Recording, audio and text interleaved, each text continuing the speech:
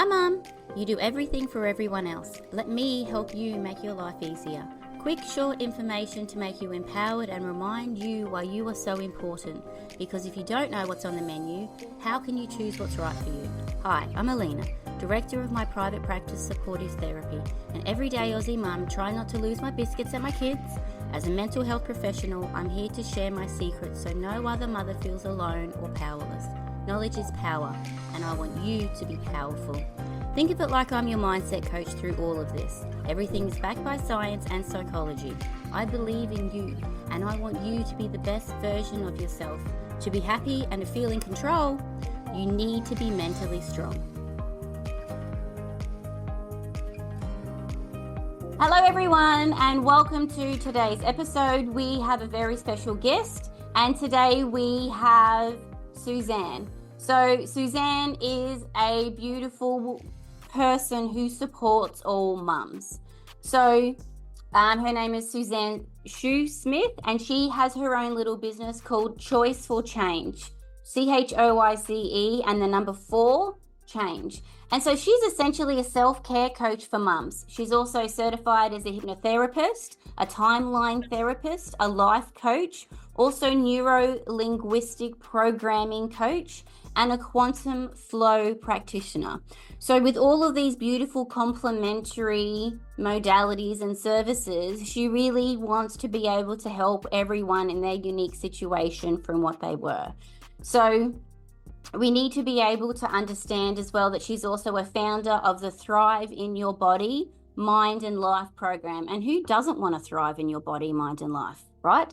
So she also is here to specialize in helping mums shift from stress, overwhelmed emotions, unhealthy habits into balance, calm, and inner peace, right? And she's going to talk about soon her different special things that she has from her perspective, from her services, and how she's able to help you. So welcome, Suzanne. How are you? Hi, Elena. Thanks so much. I'm doing really good, thanks. How about you? I'm good. I just feel that was a really long introduction. So I hope I got everything right, because there's a lot to know about you. And with all the different things that you're doing, all of the qualified modalities you have, it's beautiful and inspirational. Thank you so much for the intro. And yes, you did get it right. Yay! Always nice, isn't it? Yes. So for everyone, all of our listeners, and obviously all of our listeners are mums, that is the primary demographic. So for us to get to know you a little bit more and what you have to offer, what is your story or your background and how it has led you to being a self-care coach specifically for mums? Okay, so a little bit of a story behind me as to, what's led me to being a self-care coach and a resilience coach as well for mums. So if I take you right back, quite a while ago now, it's probably about 30 years ago now. So when I was a teenager, I saw my mother change from someone who appeared to be healthy, happy, mobile, active, etc., to someone who's, just changed emotionally, mentally, became more reserved within herself, kind of sensed that, something was going on. And she would have emotional outbursts towards my father for no real reason that he knew of. She was... And, sort of prior and after that, she was actually diagnosed with secondary breast cancer. No. Yeah, so this was back in about 1994, I think it was, she got diagnosed the second time. Yeah. So she'd have these emotional outbursts towards Dad. She even blamed my father for giving her the cancer. Which is something that he held on for a long, long time, and couldn't understand why. Yeah. So unfortunately, my mother passed away in August 1995, and it'll be the 50th year, her anniversary. So I was 19 at the time; she was 52. So as a teenager, it's, you know, it's something that's huge that happens to you when you lose your own mother. Yeah. Okay? So she left 5 kids behind, and a husband as well of about 25 years. So after she died, I developed a lot of anxiety, stresses, worries about my own health, and well-being. And of course, you know, the whole grief that comes with losing, you know, a loved one, particularly a parent as well. So there was a lot of emotional, mental stuff going on with me. And, you know, a lot of these concerns, anxieties, worries, so went on for quite a long time. It was probably about 15 years or even more than that. And back then, because it was in the 90s, mid to late 90s, a lot of talk and stuff that I read back then was saying that if you've ever lost a loved one to cancer, or someone, you know, a loved one has gotten cancer, or they may have died from it or survived it, you've got an 85% chance of getting cancer yourself through genetics, okay? So that really just amplified anxieties even more, thinking, believing that it was going to happen to me, you know, that I was going to go through the exact same thing my mother went through. And at that time, in that moment, reading that, seeing that statistic, feeling it's inevitable, feeling completely helpless to change my future, reading it as a fact, and this is like, I'm doomed. This is my life now, and there's nothing I can do about it. Of course, that would cause so much anxiety. Plus, you can't even grieve your mum because you're so worried about your future. Absolutely. So there was a lot of mixed emotions going on, the grieving, all these anxieties, worries about what I was learning, what was, you know, on the TV or in newspapers, magazines, etc. A lot of all that media stuff, advertising. And my mother was someone who, you know, before she died, she became just skin and bone and confined to a wheelchair. So I had that image of her and cancer as if that's what cancer did to someone, you know, as if it was something that was going to happen to me and that I was going to go through the same, you know. So I carried a lot of this for a long time. So the years went on, and, you know, I ended up getting married and having my own children as well, you know, still having those thoughts in the back of my head that, oh, you know, I might get cancer and leave my own children behind. I had two of three daughters at the time, late 20s, married as well. So all those thoughts in the background, you know. And in about 2009, I was reading a book which got me interested in life coaching. It mentioned about life coaching. It's a Tony Robbins book. So it sparked my interest in life coaching, and I inquired about a coaching course here in Brisbane, and ended up enrolling in one to do it externally from home. So I was, you know, doing that. It took a couple of years to do it. But there was a situation where we had to work with a couple of other students, like, you know, practice coaching client situation. So I was the client this time and another one the coach, and I had to think up a real issue that I wanted to work on, that I was having trouble, you know, resolving or getting past, you know. And mine was, well, the fear of getting breast cancer and going through the exact same that Mum went through, you know. And I had to think of a positive step forward as a result of it, okay. And mine was, well, to educate myself about cancer, what causes it, what puts a woman at high risk of it, what leads to it, all that kind of stuff. So then from there, I started going on a learning and education journey.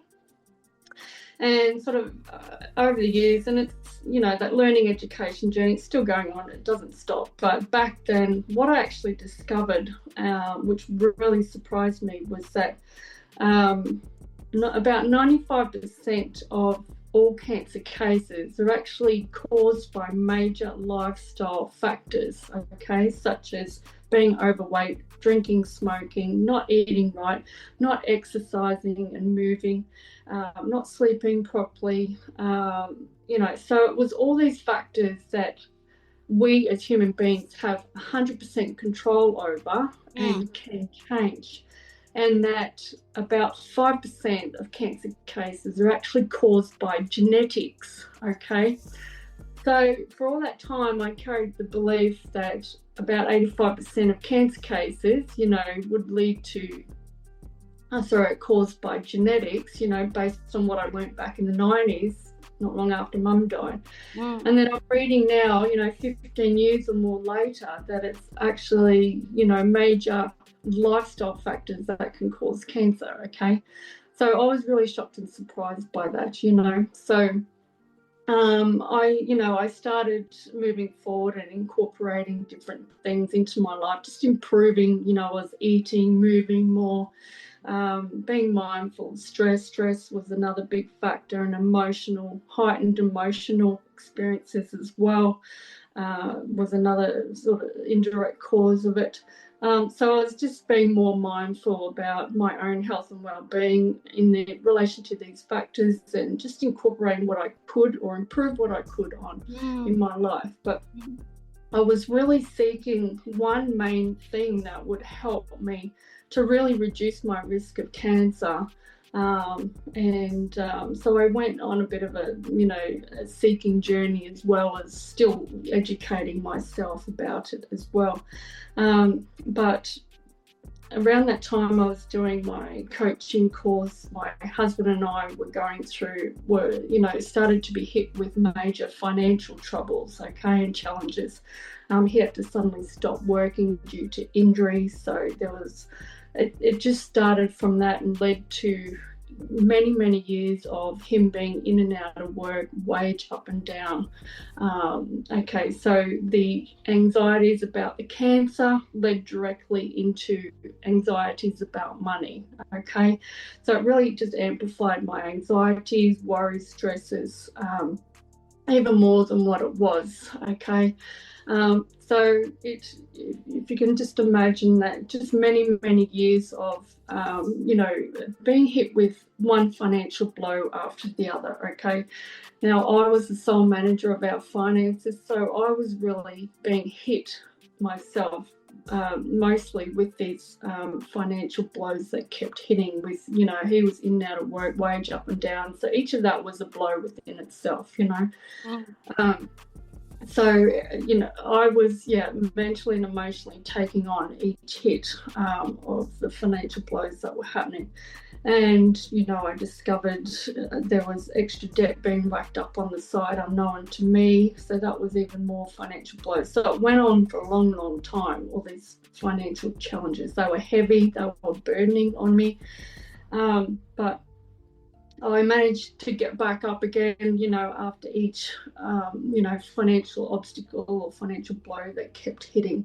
I did some other certifications, hypnotherapy, timeline therapy, after the life coaching, and then later the quantum flow.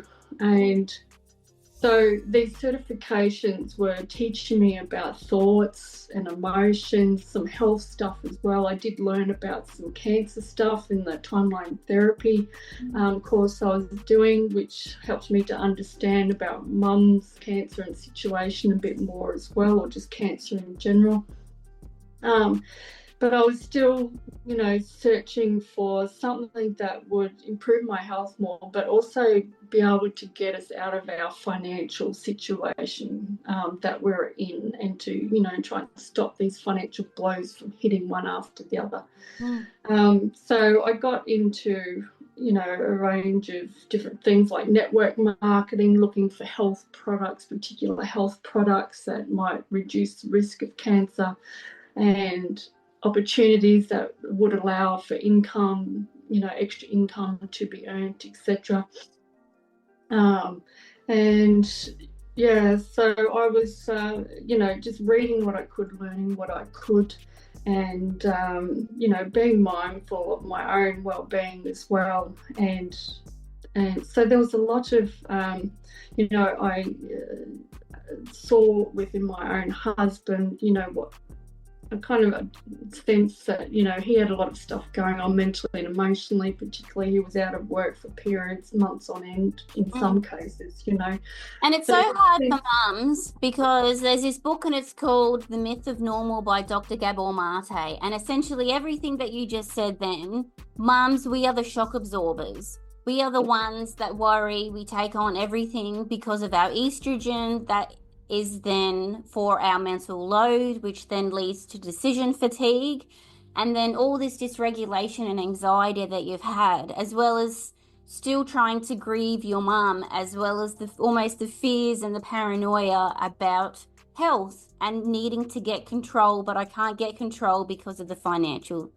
But I think it almost is really inspirational because it sounds like a personal journey for you has now almost turned into a professional journey, because you've got the lived experience of what it's like to be in these situations, as well as hope for the future to be able to support other people that experience all of this as well.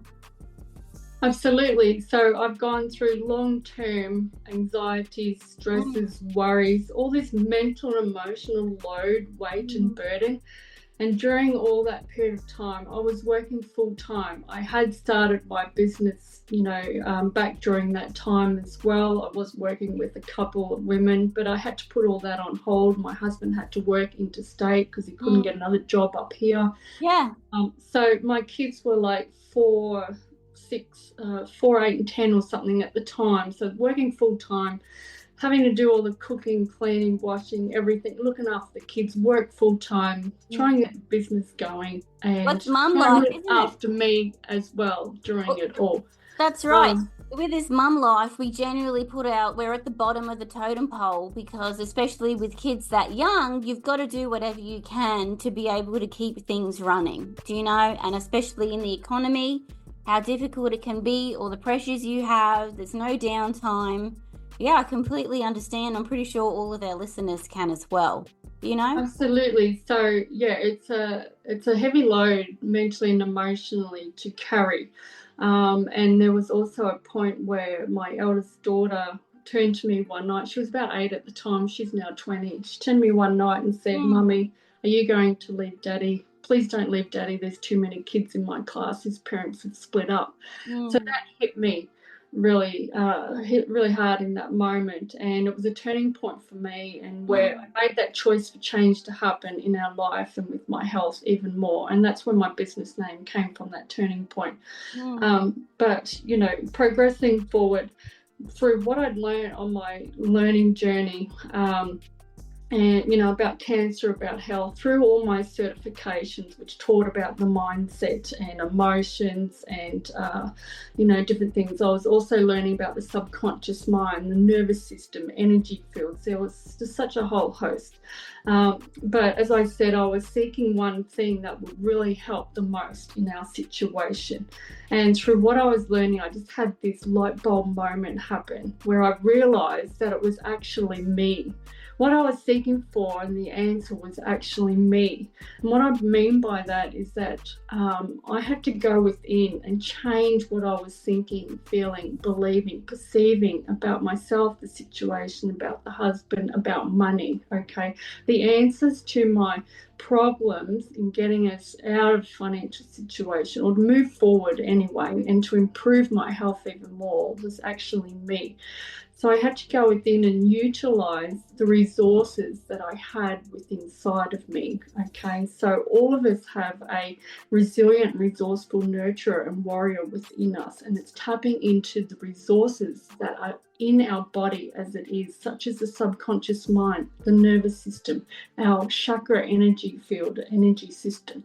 So I had to incorporate different, I term them as self-care practices, okay, such as, upping my level of exercise and movement, incorporating the 6 different forms of components of exercise and movement into my day, eating healthier, doing meditations, journaling, a lot of writing to help shift feelings and thoughts of negativity and all that kind of stuff, help to shift all these anxieties. Deep breathing, okay, being outdoors in nature, in the fresh air, sunshine, blue skies, just being in the whole energy of nature itself. So there was all these different self-care practices that I incorporated up the level on.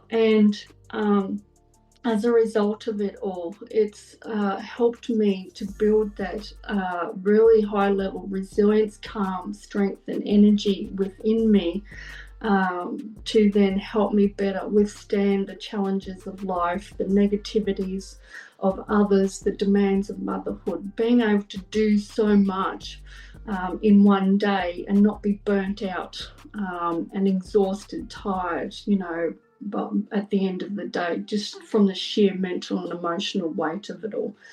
So by doing these self-care practices, they saved me. They saved my health, even marriage, family unit as well, and has really developed, as I said, that high level resilience, strength, calm, and energy within me. And it's something that, from what I've learned and what I've incorporated, my children have picked up. I've got 3 daughters who are now 20, 18, and 14. So by being that role model, they've picked up on, different health practices, all these different self-care practices that they can incorporate in their life as well to utilize during stressful emotional moments that they go through as well, to help them shift through it much easier and quicker. Right, so all the answers, a lot of our answers are within us. It's just utilizing these resources that are in our God-given body to help us build those cognitive coping mechanisms to help shield us against the mental, emotional challenges of life. That sounds great and very the actionable steps that we can try and do every day to do without guilt, as well as understanding what your body needs, and then trying to be able to also incorporate children to do these things with you. So then it's a great example of how to live your life, right? So when you talk about the 3 pillars from chaos to calm, what are the 3 pillars? Okay, so what I learned and discovered on my journey was these 3, what I term the 3 pillars to thriving more in body, mind, and life. So the first one is awareness and connection. To be able to shift from where we are to where we want to be, or to just a better place, okay, it all starts with awareness.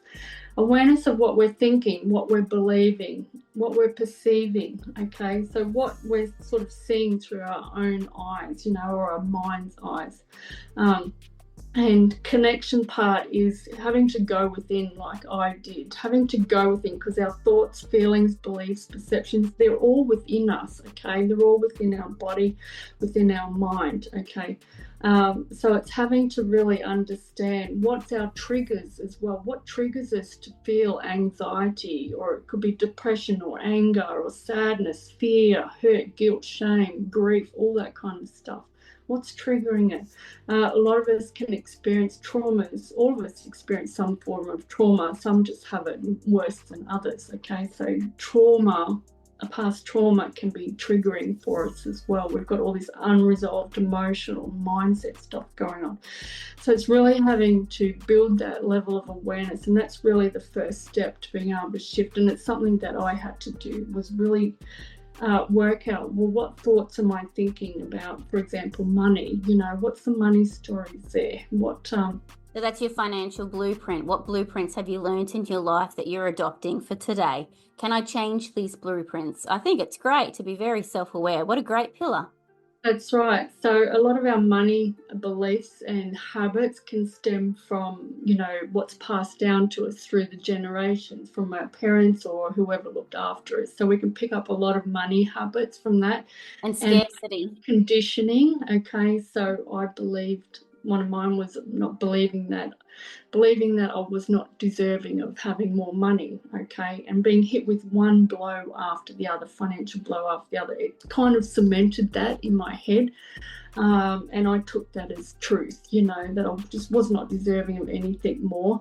And you can apply it to other areas of your life as well. If you've got the same kind of problems happening over and over, it ends up like cementing in your subconscious mind more and more that belief that, or you can't have it, or you can't afford it, or you're not good enough, or it could be whatever it is relating to, okay? It's not always just money.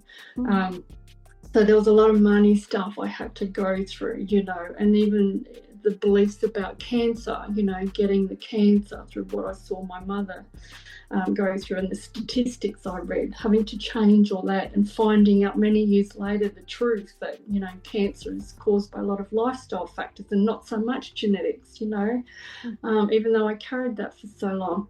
It's having to go within. So that's really the first pillar. The second one is what I term rewire and regulate. So to be able to shift these thoughts, feelings, beliefs that I had going on, I had to rewire my subconscious mind. A lot of it is in the subconscious mind, which is a really powerful mind. It's more powerful than your conscious mind. Okay, it makes up about 95% of what we do, what we think, say, feel, etc., what we believe. So I had to use tools like hypnotherapy, timeline therapy, other different tools to help rewire the thoughts in that subconscious mind and those feelings in the subconscious mind. So it was having to do daily work, and ongoing work, putting in the effort of, saying positive affirmations to myself or writing positive affirmations out, positive suggestions. The regulation part of the concept is regulating the nervous system. So when we're stuck in anxiety, stress, anger, fears, all of that, our nervous system is very unregulated, okay? We're very on edge, okay? We can be triggered really easy because a lot of what we experience gets stuck in our nervous system as energy, okay? The energy doesn't flow through the nervous system properly like it should. So it can easily trigger us, put us on high alert, make us even panicky and have panic attacks. So it was having to do things like deep breathing, meditation, mindfulness, the writing, the journaling, even exercise to help regulate that nervous system. There's two parts to our nervous system: sympathetic, which is that stress, anxiety, fear state of the nervous system, that fight and flight, which a lot of people are in and stuck in. The other part of the nervous system is our parasympathetic nervous system, which is our calm, relaxed part of the nervous system. So I have to shift from that sympathetic nervous system to parasympathetic to create that calm and relax through doing self-care practices every day, like the deep breathing, as I said, mindfulness, hypnosis even helped with it, exercise.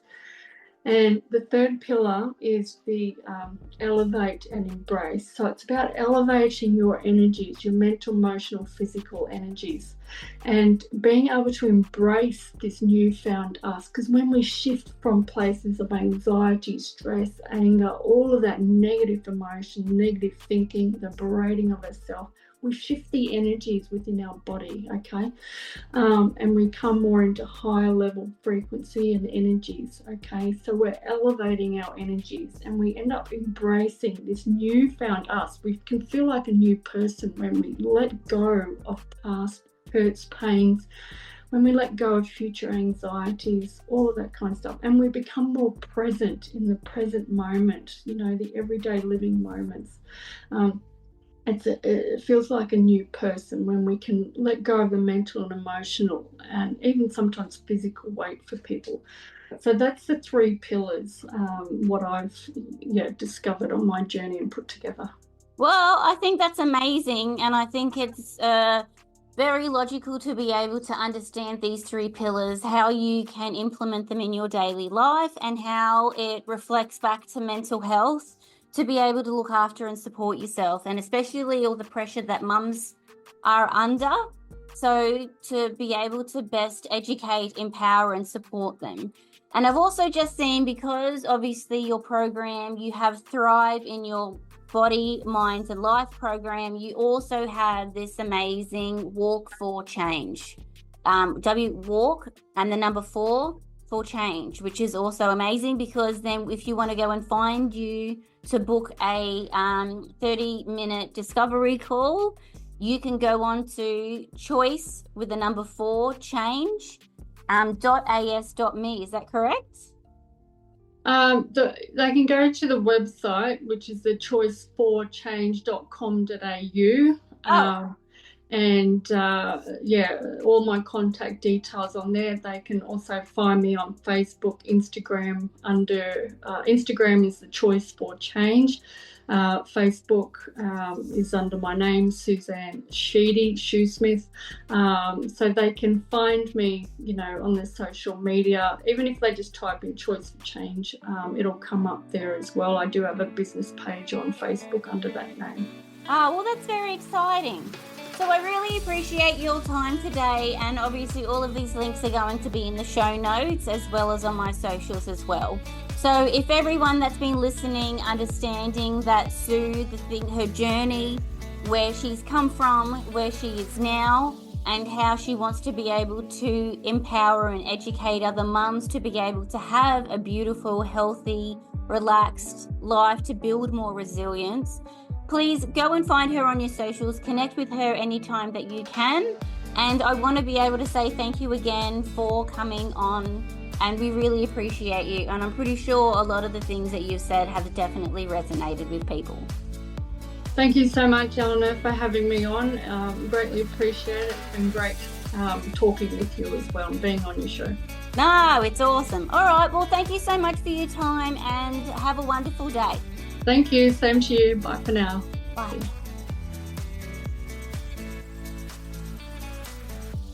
If you are hearing this message, you've listened to the entire episode, and for that, I want to thank you for your support. It takes me hours to research and create this for you, so I genuinely hope you enjoyed it and felt more mentally strong. If you have any suggestions or improvements, let me know, because I'm always open for criticisms. If you have found my information useful, please leave a review and subscribe. So by leaving a review, it's a value exchange. It's good karma. I value your support just as much as you value my free information. So find me on Instagram and Facebook by searching Mentally Strong Mums, and I'm Aussie, so it's spelled MUM. And then you can find heaps of resources on www.mentallystrongmums.com. And this podcast is for you.